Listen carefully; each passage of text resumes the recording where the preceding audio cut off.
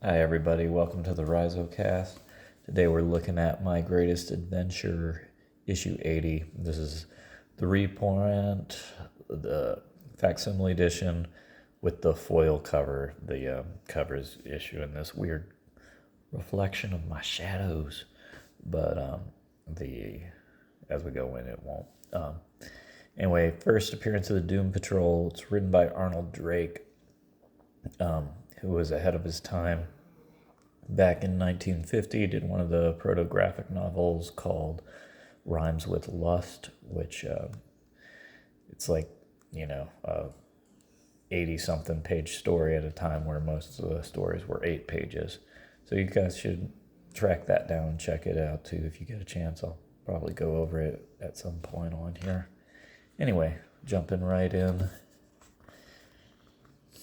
Over here, there's an ad saying that you should you should complete high school.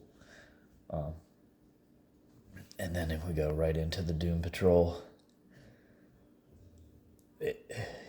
you see this echoes so many places later on, like various Marvel books especially. There'll be like all of New York, and then this little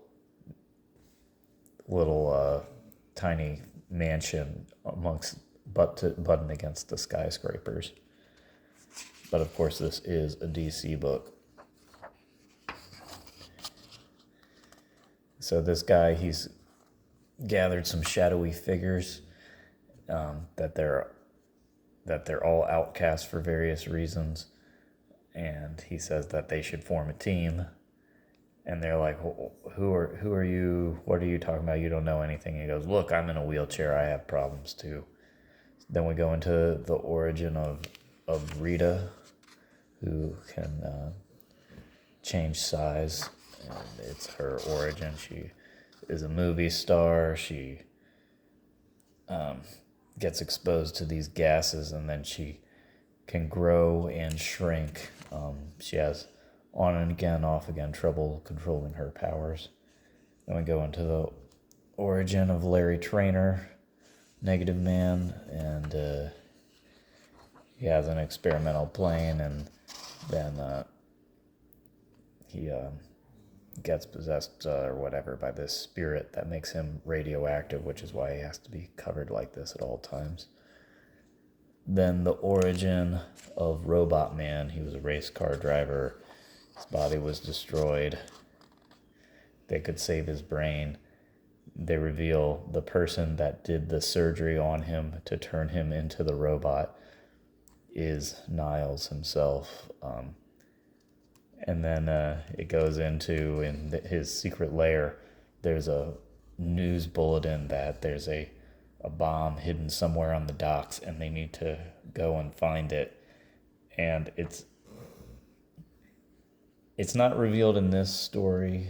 In later revisitations, I'm pretty sure they clearly document that he orchestrated this to test them as a team.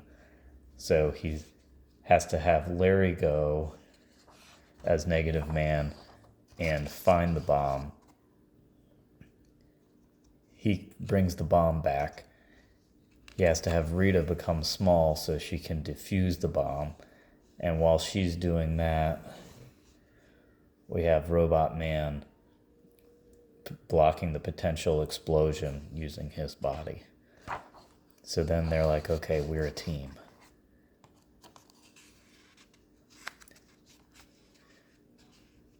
And then I like that they have like 1-page goofball scripts here. Then it goes chapter 2, and they're facing their General Immortus for the first time, his first appearance. He looks really, really amazing.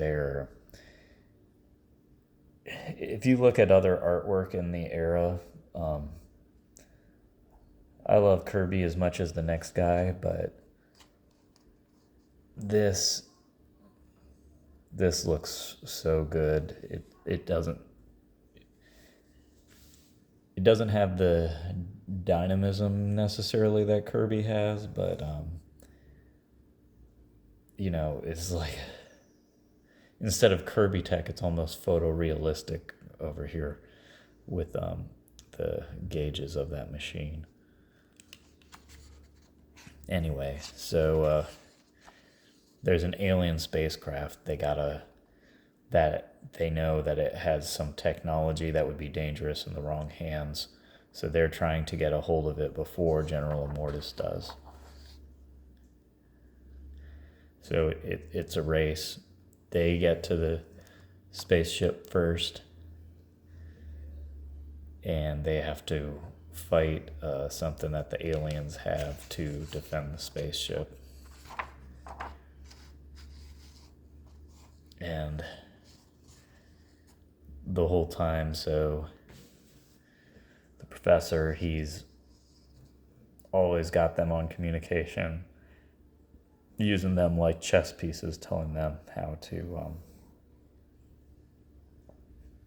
what to do to defeat this thing or that thing, or how to move forward.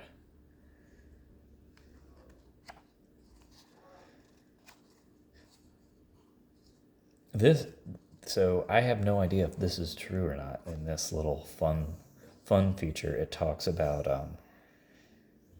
there being a boat that goes to Antarctica twice a year to pick up nuclear waste from nuclear reactors that are installed down there. I have no idea if there's nuclear reactors in Antarctica or not. There could be. So this to me is interesting. Here it is like, it's not really a letters page for Doom Patrol as yet because it's their first appearance. But it's telling you like they already know. Even though it's being printed now, they've already decided this is a hit and they're going forward with it. So that's kind of cool, and it's telling who did all these different things,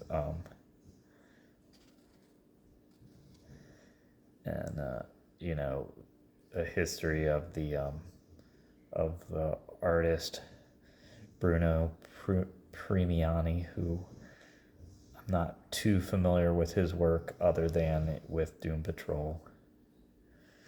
And then, of course, Arnold Drake, who, along with this, he rhymes with lust, creator of Dead Man, wrote a bunch of issues of X-Men around issue 50. I think he created Havoc and Polaris and some other standards of the X-Men.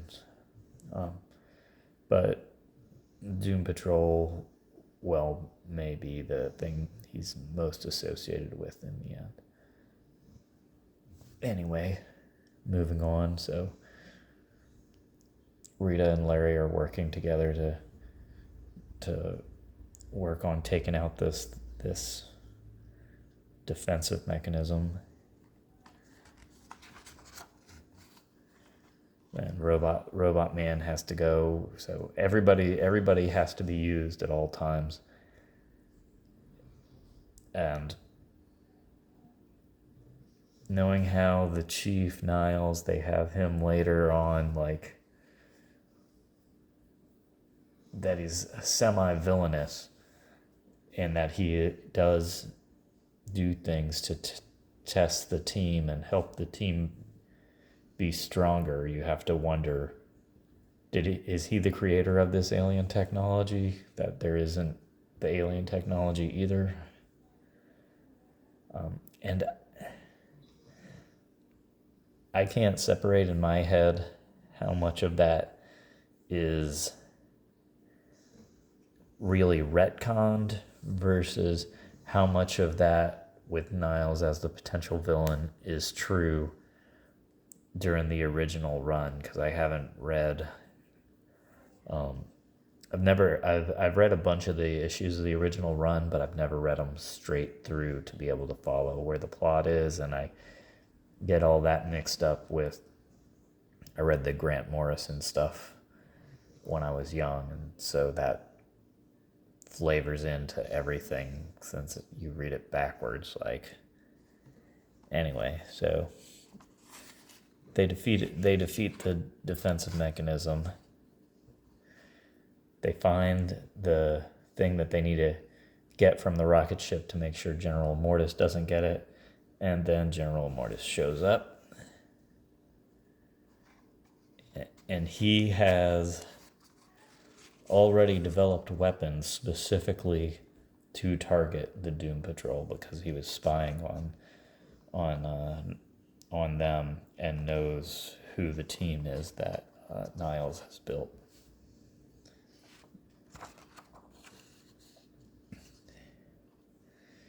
But as always, Niles is one step ahead of whoever. So he is able to get his team going together to defeat them.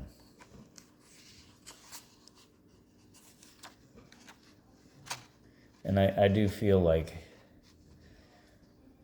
So this does come out significantly prior to the X-Men. X-Men is sometimes looked at as there a lot of parallels to them in Doom Patrol. But it's a thing where this kind of knocks off X-Men kind of knocks off Doom Patrol. Doom Patrol kind of knocks off Fantastic Four. Fantastic Four kind of knocks off Challengers of the Unknown. So, it's just... And I think during this era, the idea of absolute creativity and blah, blah, blah is not that important. All these guys, they're working guys. They're trying to get enough money to support their family. They're writing and drawing comics. There isn't as big of a thing as there is today about who had the idea first. Anyway, highly readable, easy to read. Everything is great in this book to me. I mean, it's a half superhero, half sci-fi, half political commentary. It's half just a straight adventure. It's got a lot of coolness going on. Second ad, at least, from the Tootsie Company in this issue, so that's interesting. And so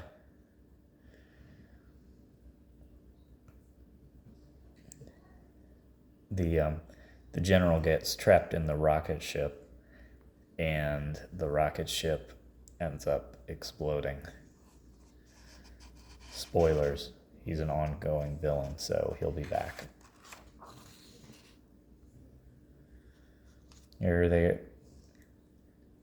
I think them having some educational content is legally required at this time to get their distribution. So we have this little thing here where it's saying, what's the difference between a ray of light and a beam of light? And it explains it, which I wouldn't have known. And this to me is interesting. So this is listing things that you can subscribe to right now. And it doesn't have any Superman books listed. I find that interesting. Also not listed Wonder Woman or The Flash or Detective Comics. We have Batman, but not Detective Comics. That sounds weird. We have Brave and the Bold, which I think at this time is not the Batman-centric book that it is known as. We do have GI Combat Haunted Tank. We have Army at War, Sergeant Rock.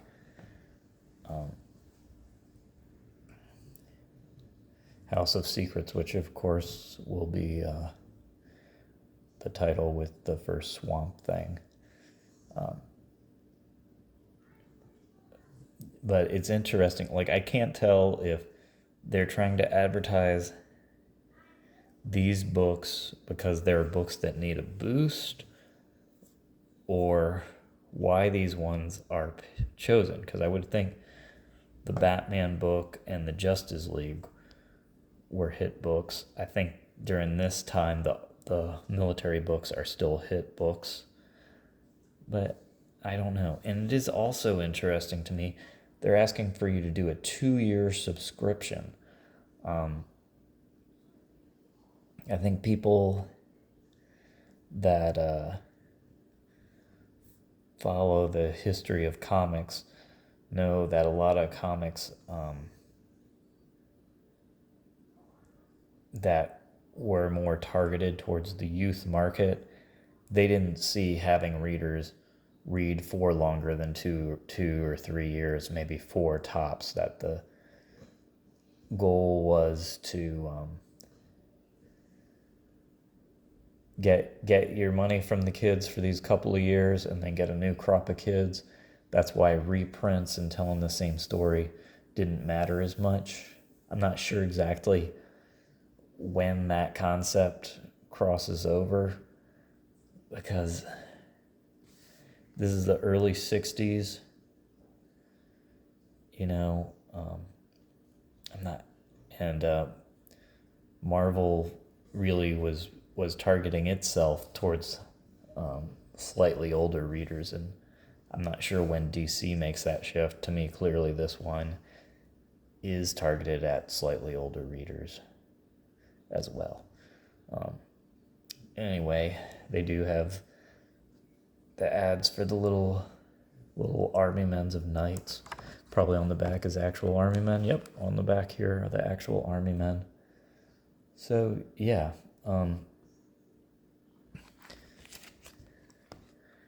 the facsimile edition of this, you can probably still find it somewhere for $5 or whatever, or you can probably get a trade of the first few issues of the Doom Patrol appearance. The price on that's probably gone down a little, because I think they really were pushing the reprints of it hard when the TV show was first coming out, and I think now it's tapered off, and so there's probably a lot of those available in circulation. But if you have any interest in reading any of the Silver Age superhero stuff, I would put this towards the top. I would put this on par with that early Fantastic Four stuff. For me, the early Spider-Man, early Fantastic Four, and then the early Avengers too. All 3 of those are really good, and then I think this is just as good. I don't think I've read any Silver Age DC that is quite on par with the Silver Age Marvel, but I do think this is. And I was listening to an interview with Arnold Drake where he was talking about when Marvel first launched. He was telling DC that they're doing something good. We need to look at this and try and redo our stuff in this way. And the powers that be at DC were like, look at the numbers. Our numbers are way better than them. We don't care what they're doing. Which it was because they didn't have as good a distribution. And then 2 years later, or whatever, it's proven that Marvel was starting to take over.